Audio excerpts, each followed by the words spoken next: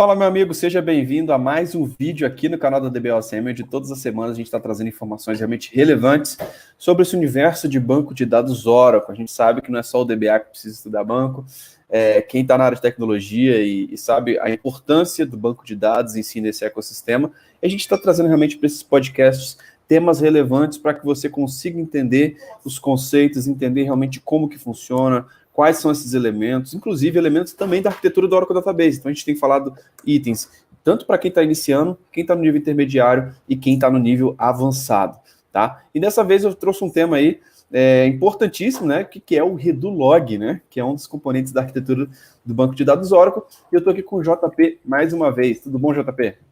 Tudo certo, Guilherme, com você? Show de bola, meu irmão. Prazer estar falando aqui contigo mais uma vez.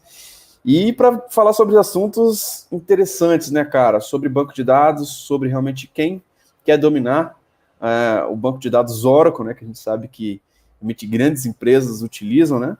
E o tema de Redum é um tema essencial, né, cara? Exatamente. É um tema que a gente precisa falar, né? Que é um tema que contempla a arquitetura básica do Oracle Database, independentemente de você rodar ele em ambiente archive log, em modo archive log ou não. Então, é realmente um tema que a gente precisa abordar, que também é essencial, né? Assim como a gente falou do tema de control file, para a funcionalidade do banco de dados, ele é essencial que ele esteja bem implementado, diferentemente do control file, control file é um arquivo que é um arquivo de controle, que você precisa realmente trabalhar menos com ele, mas o Redulog, ele é ajustável, né? Você precisa ajustar ele para atender as suas expectativas dentro do ambiente. Então, por isso, ele é um cara essencial, assim como também, sem ele, o banco não vai rodar. É a arquitetura básica do Oracle mesmo. Exato, cara. Até legal a gente vai aprofundar bastante sobre esse tema hoje, porque muitas vezes você pode encontrar até questões de eventos de performance ali que você pode otimizar mexendo nos reduz, né? Então é um dos pontos que muitas vezes, se tiver mal dimensionado, né? Assim como você falou, o control file é algo que ele é mais estático, digamos assim, né? E mais padrão, você vai ter ele lá, ele vai ter as informações necessárias, beleza? Mas o redu é algo que realmente você, muitas vezes, o cara que está administrando, né? Ele tem que ver se realmente ele está no tamanho adequado, se não está. A gente vai aprofundar um pouquinho sobre isso. Show de bola, JP. Cara, para a gente começar esse bate-papo, vamos começar realmente na definição, né, do que é esse cara, o que é de fato o Redulog, cara. Diz aí pra gente. O Redulog, como eu falei, é uma estrutura crucial, né, para a operação do banco de dados, e ele consiste, na verdade, de 2 ou mais arquivos, né, um só, o seu ambiente ele não vai operar, e esses arquivos que a gente fala que são os redus, os online logs, né, eles são arquivos que eles contêm todas as operações realizadas do banco de dados, né? São aquelas operações confirmadas que ele vai utilizar para a recuperação do banco de dados, seja qual for a circunstância, né? A recuperação, tanto para você gerar os archives, que nós já citamos em outras lives aqui, né? São aqueles arquivamentos, né? São as transações arquivadas que tem a sequência para você aplicar e proporcionar o restore point in time. Então, o Redulog tem uma importância para a geração desses archives, né, que é um outro processo, mas que ele gera, né, essa informação, e para aquele também, para aquelas recuperações não programadas, né, a sua instância ela teve a operação interrompida abruptamente, então as informações para restabelecer o ambiente são utilizadas a partir dos arquivos de Redu, né, o que tem no Redu. É um arquivo sistema operacional mesmo, né, um arquivo gerado no file system ou no ASM, né, que contém as informações confirmadas que ainda, muitas vezes ainda não foram escritas para o data file. Então, esse cara é responsável por manter essa consistência e recuperação após essa interrupção abrupta, né, de operação do banco de dados. E é um cara realmente que são arquivos que você define. Se eu não me engano, no 19C, nós temos 3 arquivos no mínimo, tá? Como eu falei, a gente precisa de pelo menos mais do que um, né? 2 ou mais, porque você tem que ter sempre um arquivo livre para estar disponível para escrita, né? Enquanto um é preenchido. Então, no mínimo 2, né? Acho que, se eu não me engano, no 19C ele entrega com 3, e são, por default, 100 mega. Nas versões anteriores, ele entrega acho que com 50 megas, se eu não estou enganado também. Então, já é um diferencial que a gente tem em relação às versões anteriores, né? Então, essencialmente, esse é o trabalho do Redo, né? Então, veja a importância dele de recuperação da instância, né? No momento de, o servidor reiniciou e vai restabelecer ali, ele restabelece baseado nas informações que ele tem consistentes dentro do arquivo dele e também as informações geradas das transações ao longo do dia, né? Que são essenciais para você ter os archives e, consequentemente, proporcionar um restore point in time no seu banco de dados, né? Cara, excelente, JP. Eu acho que é interessante a gente sempre falar isso, cara, porque, assim, a gente está fazendo uma sequência de podcasts aqui, vendo várias partes conceituais, né? Que muitas vezes, cara, o cara quer falar de performance sem entender esses conceitos, né, cara? E muitas vezes esse pode ser um dos gargalos lá na frente, né? De não entender como que o Redulog funciona para ele conseguir realmente liberar esse tipo de gargalo, né? E, cara, eu acho que é fantástico aí você poder compartilhar aí realmente com a gente um pouquinho sobre esse tema. E eu acho que é legal a gente também falar, cara, que reforçar, né, que tudo que acontece no banco de dados vai estar no Redo, né? Tanto transações DML, tanto DDL, criações, se você fizer um alter, cara, grants, então todo tipo de operação que você está fazendo, executando dentro do seu banco de dados, ele vai estar realmente armazenando essas informações dentro do Redo. E dentro dessa estrutura do Redo, né, cara, a gente tem alguns pontos importantes também dentro dessa arquitetura, né, que linka exatamente com aquilo que a gente sempre fala, né, nos nossos workshops. A arquitetura do Oracle Database é a instância e o database, né? E quando a gente fala de Redo, a gente tem componentes, o Redo em si é um cara que está muito ligado ali à parte dos arquivos, né, que ficam lá em disco, mas também a gente sabe que tem uma interação muito forte com a instância, né, com processos backgrounds, com elementos de memória, né? Exatamente. A gente tem a figura, quando a gente fala de memória, a gente tem o Redo Log Buffer, que é uma estrutura de memória dedicada dentro da SGA, né? Que é aquela estrutura maior de memória, que a gente já também tem aula sobre esse tema, né? Só sobre SGA e memória, etc. Então, essa arquitetura, ela é toda... trabalha como engrenagens realmente, né? Então, a gente tem a parte de memória, de informações que estão bufferizadas no Redo Log Buffer, e uma vez que estejam complementadas e confirmadas, elas são escritas para o Redo Log, né? Aí já estamos falando de fisicamente, né? Escrever fisicamente no arquivo, e quem faz esse papel, né, esse trabalho, é exatamente o processo background chamado Log Writer, né? Você vai ver muitas vezes no sistema operacional lá, com uma siglazinha em maiúsculo, LGWR. Então, esse é o cara realmente que é envolvido. Temos outro processo que também vai estar envolvido, que é o Arcane, né, que é o processo de arquivamento, que também funciona ali na sequência, tá? Que aí é a geração efetivamente da escrita do Redo para um outro arquivo à parte, que são os archives, né? Então, é tudo uma sequência e tudo se encaixa perfeitamente para o funcionamento do banco de dados, né? Então, a gente está falando de memória, estamos falando de arquivos de sistema operacional, então, processo de sistema operacional, que são os processos background, e está tudo ligado, né? Então, o LogWriter, ele escreve os registros do Redo de transação do buffer, do Redo Buffer da SGA, né? Para o Redo Log File, o arquivo realmente que existe ali, que você consegue visualizar ele ou no File System ou no SM, né? Ele associa o SCN. E se você tem assistido nossas lives aqui, tem observado que a gente tem falado muito sobre o SCN, que é o System Change Number, né?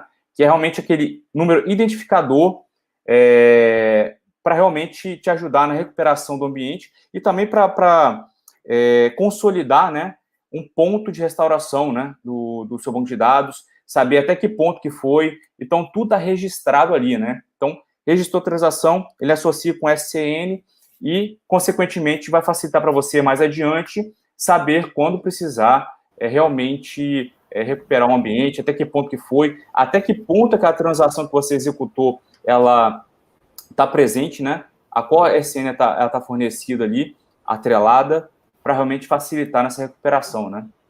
JP, excelente, cara. Muito legal a gente poder realmente aprofundar um pouquinho. Acho que esse tipo de conteúdo já gera um grande valor aí para quem realmente não entende um pouco dessa arquitetura, né, do que são os redus.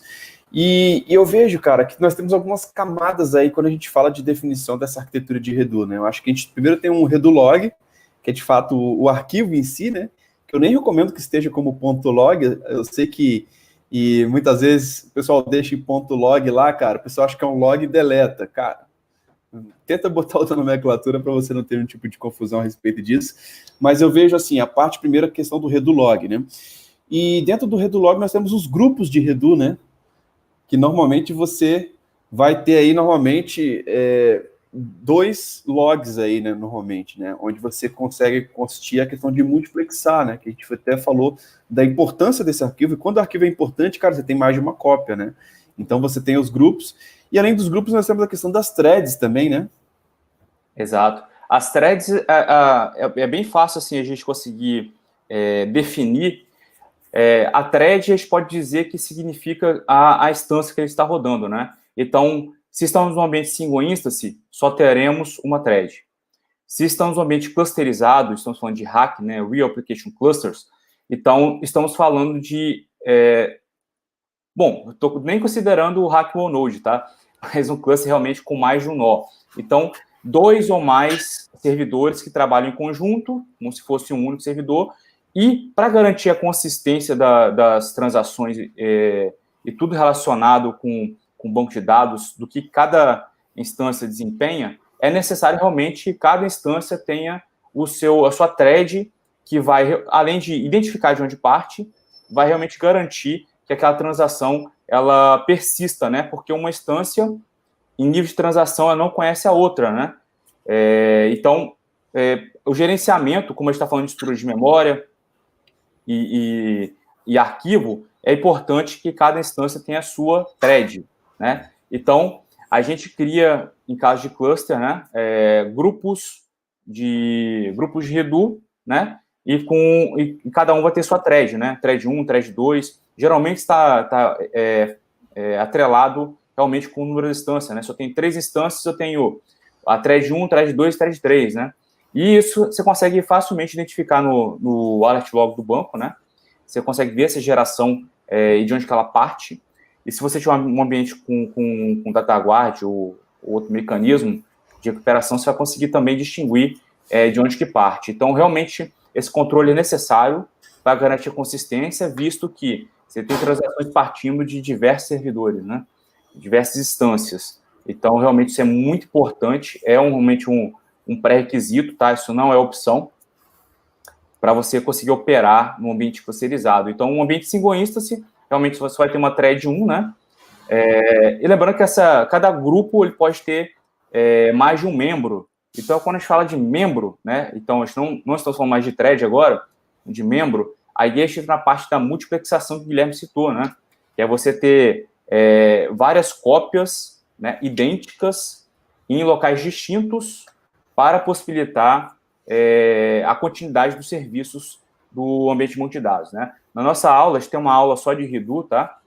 Que a gente aborda, a gente faz algumas coisas, alguns laboratórios ali ao vivo ali, mostrando realmente como opera. A gente mostrou a perda, por exemplo, de um redu que está multiplexado, né? Ou seja, ele tem mais de um membro de um grupo, né? Então, a operação continua no banco de dados.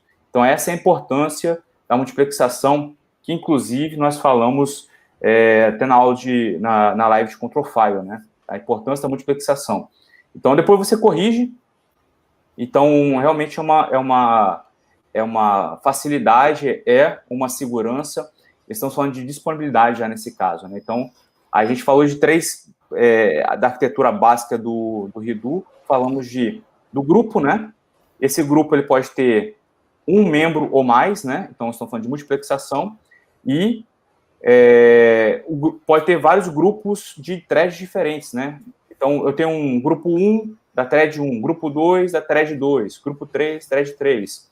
E assim a gente pode fazer pelo menos 2 de cada, né? De cada instância, se for um cluster, realmente para você manter essas cópias, mais de um, né? Que a gente falou, né? Disponível, para ter sempre alguém disponível para poder escrever, né?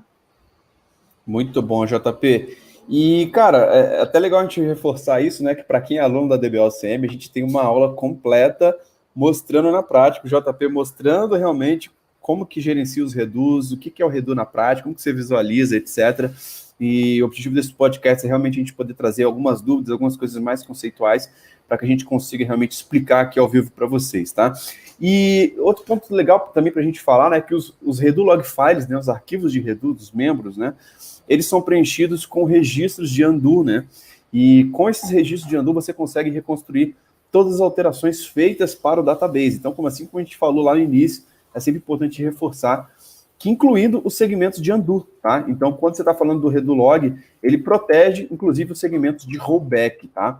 Então, muitas vezes, quando você tem aquela questão de uma instância, por exemplo, reiniciar de uma forma abrupta, cara, muitas vezes ele vai poder ver as informações nos grupos de reduz para poder realmente trazer o sincronismo daquela instância, né? Eu acho que são elementos também importantes, cara, mas muito legal, JP, você conseguir realmente aprofundar um pouquinho sobre quais são os elementos, como que funciona internamente, né? Eu acho que está sendo bem esclarecedor realmente para quem não conhece realmente esse processo.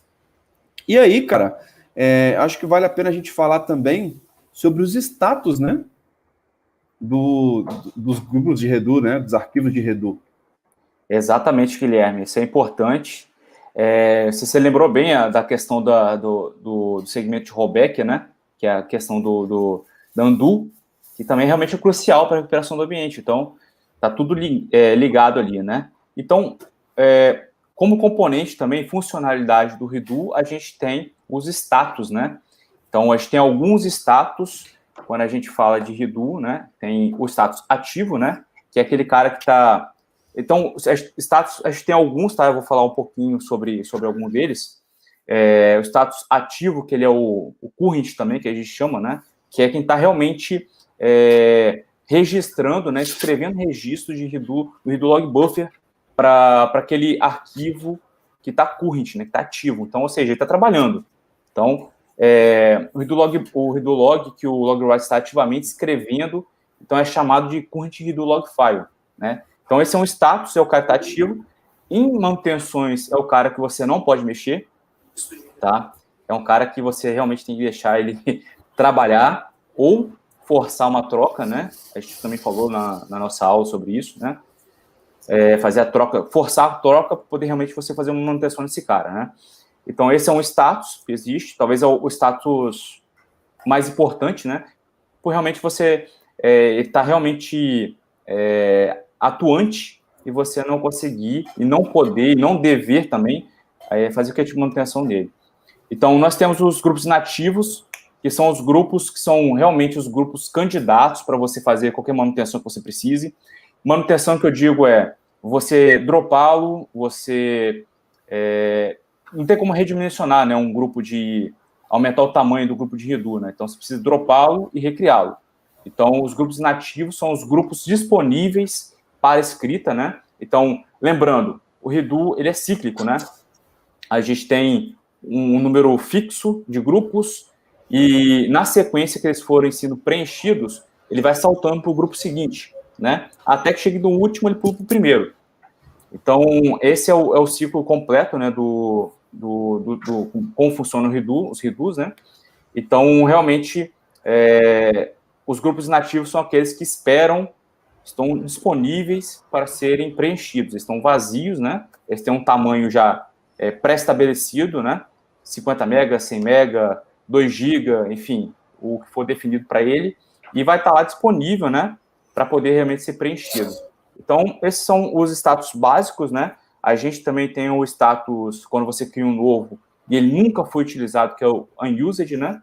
Que realmente não foi utilizado ainda, mas é um cara que também que ele é comparável com inativo, né? Porque ele também está na expectativa de ser utilizado, né? Então, ele fica na sequência já ali. Então, se você algum dia vir esses unused aí, não se preocupe, realmente ele se atém realmente a esse processo que a gente acabou de falar, né?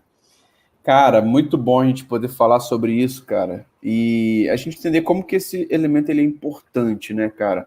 E agora que a gente já tem uma parte conceitual muito bem explicada, acho que até finalmente a gente começar a falar um pouquinho aí sobre como que isso impacta na performance, né? Porque você pode pensar, se eu tenho um banco que ele tem muitas conexões, normalmente essas muitas conexões vão fazer muitas coisas também dentro desse banco de dados. Então, dependendo do número de usuários, do número de transações, do número de requisições que estão sendo feitas para o banco de dados, movimentações mesmo, tanto nível de transações, de criações, etc., cara, isso pode gerar um impacto muito grande em você encher os seus grupos de reduz rapidamente, né?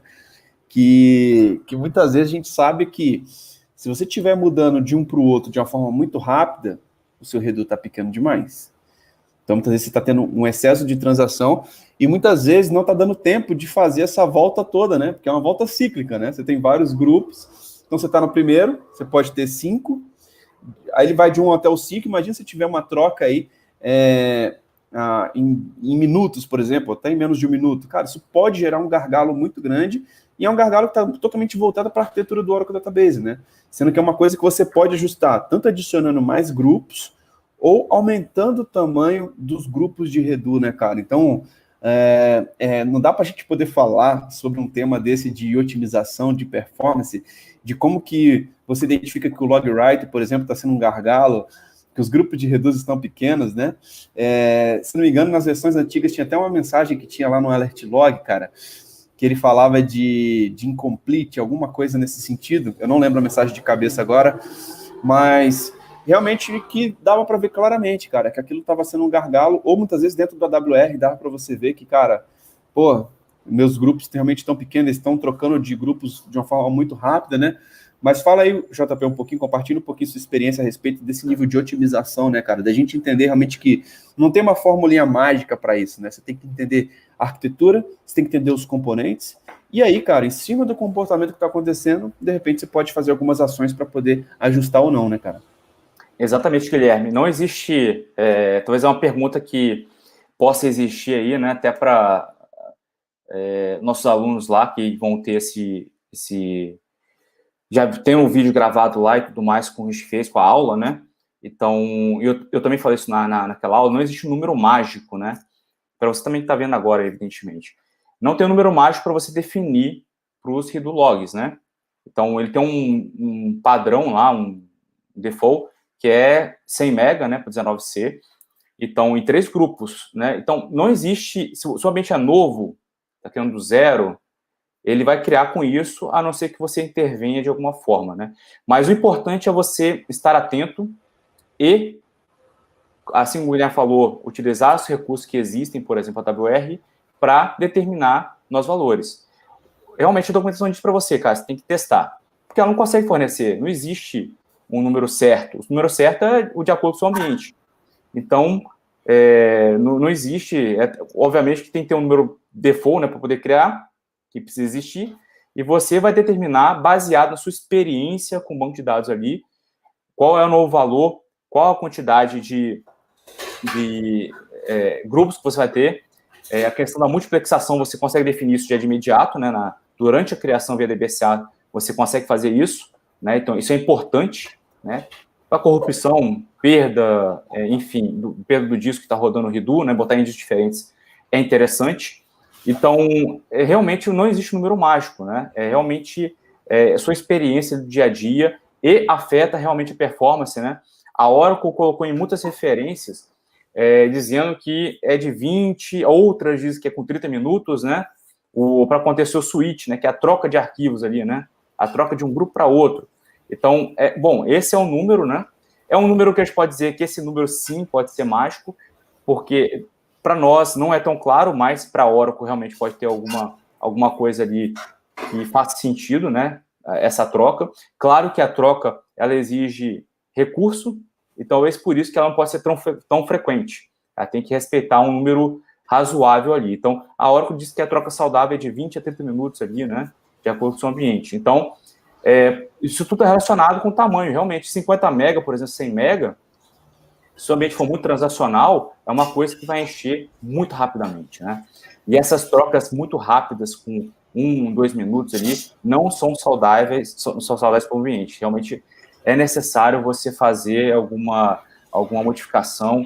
Nesse caso aí, por exemplo, aumentando, né, o tamanho dos seus grupos de redo, né? Aí o tamanho 100 mega vai me resolver? 150? Não sei. Realmente você vai ter que experimentar.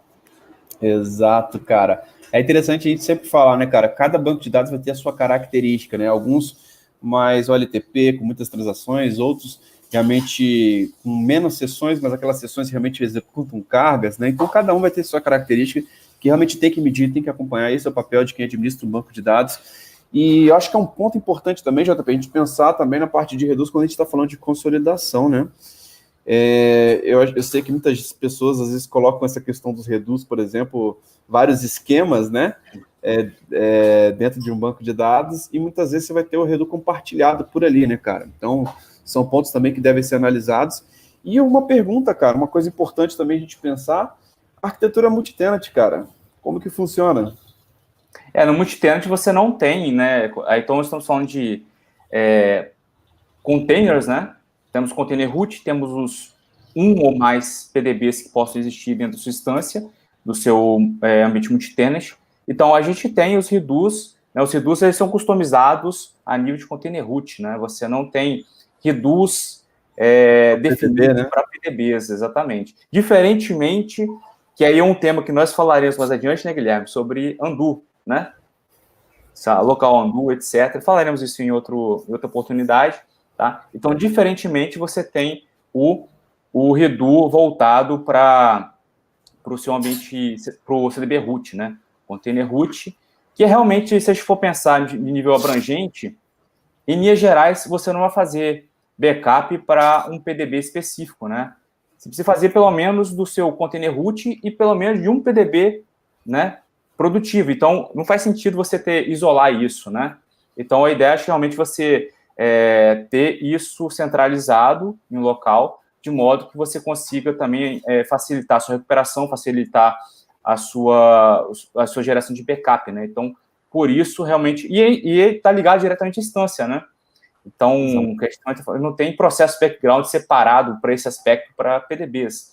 Então, faz todo sentido que esteja realmente ligado à instância e ligado ao container root de modo geral, bem abrangente ali, né, Guilherme? Exato, né, cara? A nível de transação, a gente consegue ter um controle maior de local undo, sharing de undo, quando a gente está falando de PDBs, mas quando a gente está falando de reduz, realmente tem uma arquitetura que vai estar utilizando realmente os mesmos grupos de reduz, né? E é importante a gente pensar que a arquitetura multitenant usa para consolidação, né, cara? Então, você está colocando muitos bancos lá, vai aumentar a sua geração de reduz, né? Então, muitas vezes você tem que estar olhando, acompanhando realmente se é o caso de crescer, de aumentar esse cara ou não, que a gente sabe que realmente é um cara importantíssimo aí que pode afetar a sua performance do seu container database como um todo ali, né? Então, esses são pontos importantes. Cara, muito bom, JP. Eu acho que a gente abordou bastante aqui sobre esses tópicos, né? Tanto na parte de como que funciona a arquitetura, de quais são os elementos, como que a gente pode realmente estar fazendo, monitorando esses caras, né? Os redo log files, e como que ele é um cara fundamental nessa arquitetura, né, cara? E assim, eu sempre reforço esse lance porque não dá para a gente falar de performance, de multitenant, sem entender bem esses conceitos. Eu acho que muitas vezes muitos profissionais, eles querem pular essa etapa e falar assim, eu quero entender bastante de performance, eu quero otimizar, porque eu estou com um problema aqui. Mas, cara, se você não souber o mínimo de como que funciona a arquitetura do Oracle Database, cara, você não vai conseguir entender esses conceitos assim por trás, né? Você vai simplesmente executar alguma coisa que alguém está te pedindo, mas é importante que você realmente tenha entendimento, né? Eu sempre faço essa analogia que se você quer dirigir um carro, cara, a primeira coisa que você senta num carro diferente é você entender aonde que freia, onde passa a marcha, se é automático, se é manual, onde dá seta, se começou a chover. Essa eu ouço de você desde 1910. Essa analogia é sua e continua atual. Exatamente, cara. Fundamental, assim, fundamental. É algo que muitas vezes não muda, né, cara? A gente vê que a nossa área de tecnologia passa por muitas inovações. Eu acho que todas as áreas passam por muitas inovações, né? O pessoal acha muito que a área de banco em si, banco de dados em si, é uma área que tem mudado muito, mas todas as áreas, cara. Desenvolvedores também estão mudando tecnologia a toda hora. Pessoal de infraestrutura, de segurança, com cloud, cara, estão se reinventando, né, cara? Entendendo realmente tudo que eles faziam no ambiente ali dos data centers, como que eles fazem na nuvem. E no nosso o universo também não é diferente, né, cara? Então é muito importante a gente entender bastante essa parte conceitual para que a gente consiga realmente, cara, saber apertar os parafusos para que a gente consiga evoluir, cara. Ficou mais algum ponto aí, JP, que eu acho que você queira falar, cara? Tem a questão do force logging também, né, cara? Que eu acho que é algo que a gente não comentou, mas que eu acho que é interessante a gente falar também, né? Isso, exatamente. A gente tem diversos níveis de forçar o log, né? Forçar o log, na verdade, é a gente garantir que sejam gerados os logs, né? Ou seja, os logs das transações ocorridas e confirmadas, né? Então, você tem vários níveis no database, né? Então, a gente tem a nível de tabela, a gente tem a nível de table space, temos a nível de database, né? E você tem as prioridades, o que é mandatório, né? Você fez para o database e faz, consequentemente, do table space e da tabela também. Então, é um mecanismo interessante, tá? Eu já tive problemas, por exemplo, que o banco não estava em force logging e a recuperação fica comprometida. Tudo bem que era um índice, mas poderia ser uma tabela, né? Que ela não está com force log, né? Alguém colocou no login lá e realmente não gerou logs, e isso impactou na recuperação via RMAN, por exemplo, né? Então, realmente, essa é uma dica preciosa, tá, pessoal? Pessoal, de prática mesmo, que realmente é uma coisa que pode fazer diferença para você no seu ambiente aí, tá? E às vezes você não queira que realmente algum objeto não gere log para realmente não consumir muito, né, do seu gerar muito archive, etc. Só que é perigoso esse mecanismo. Então, forçar o log, na verdade, é a gente realmente garantir que esteja gerando os logs, né? Ou seja, os redos estejam contínuos e gerando para determinado objeto ou para o database inteiro, para realmente ele conseguir possibilitar a recuperação na sequência, né? E outra coisa, Guilherme, eu queria falar também é sobre a gente falar sobre o OCI, né? Sempre fazer esse link, né? Que aí a gente comentou agora há pouco sobre como funciona, né, os redos, né? Então, a gente lembra logo do Autonomous Database com relação ao redo, né? Então, se a gente, seguindo o que a gente falou aqui, é algo também que você não vai conseguir configurar no Autonomous, porque realmente está numa camada que a gente não atua mais, né? Lembrando que eu até comentei da Oracle, né? Responsabilidade da Oracle, exatamente, isso aí. Bom funcionamento, eles vão ter que garantir isso para a gente, porque isso é algo que a gente não controla, assim como a gente não controla o backup, né? Então, no ambiente on-premise, está tudo ligado, né? Você é responsável por tudo, né? Você é responsável por customizar os redos, por geração dos arquivos, por backup dos arquivos, por backup, etc. Então, é algo... Essa camada toda está na competência da Oracle, quando a gente fala de autônomos, né? Então, isso é importante, que é uma coisa, para quem está pensando em ir para autônomos, para quem já está no autônomos e não tinha essa visão, que fique claro, né, que realmente é uma coisa a menos para você gerenciar, né? Não é que é automatizada, mas é uma coisa que está sob gerência da Oracle. Então, para a gente é um trabalho a menos e uma facilidade a mais, né? Na arquitetura multitenant, eles até falam que essa responsabilidade seria do CDB, né? Do CDB admin, né? É o cara que gerencia o root, né? A raiz, que no caso tá com responsabilidade da Oracle. No autônomo você vai ter acesso ali a um pluggable database, basicamente, né? Cara, excelente observação, JP. Eu acho que é sempre bom a gente fazer esse link com o que a gente tem vivido atualmente, né? E, cara, muito bom. Acho que a questão do login também é importante a gente falar, que muitas vezes o pessoal quer utilizar o no-log para ser mais rápido, né? Cara, todo negócio que está demorando muito e tal, e muitas vezes você vai comprometer um pouquinho a segurança, né? Se der algum problema, você não consegue recuperar. Então, é uma coisa para você botar na balança. Muitas vezes, se você tem uma prioridade de velocidade, você inclui um risco de segurança, né? De não conseguir, às vezes, recuperar esse dado. E importante que também é uma coisa que você precisa ter implementada, né? Então, a gente falando do force log para o database, a nível database mesmo. Se você quer manter um data guard, né? Então, você vai precisar. Então, né? Só de pensar nisso, você tem que realmente ligar que realmente é a importância desse cara. Apesar, né, de tudo que você falou aí, que, pô, eu quero rodar mais rápido, tá? Mas qual que é a prioridade? Você conseguir rodar com segurança ou só rodar e depois não ter nada, né? Acho que é por aí. Exatamente, cara. Excelente, JP. Acho muito bom esse bate-papo aqui para a gente poder realmente trazer esses temas. Lembrando, pessoal, que esse podcast ele vai estar disponível nas plataformas do Spotify, Apple Podcasts, Google Podcasts. Além disso, esse vídeo vai estar disponível no nosso canal do YouTube, então se inscreva, habilite as notificações, que todos os dias tem vídeos novos aqui no canal da DBOACM. É sempre um prazer estar trocando essa ideia contigo aqui, JP. Prazer é todo meu. Beleza, meu irmão. Obrigado aí mais uma vez pela abraço. participação. Um grande abraço Vamos e até a próxima. Valeu, tchau, tchau. Valeu.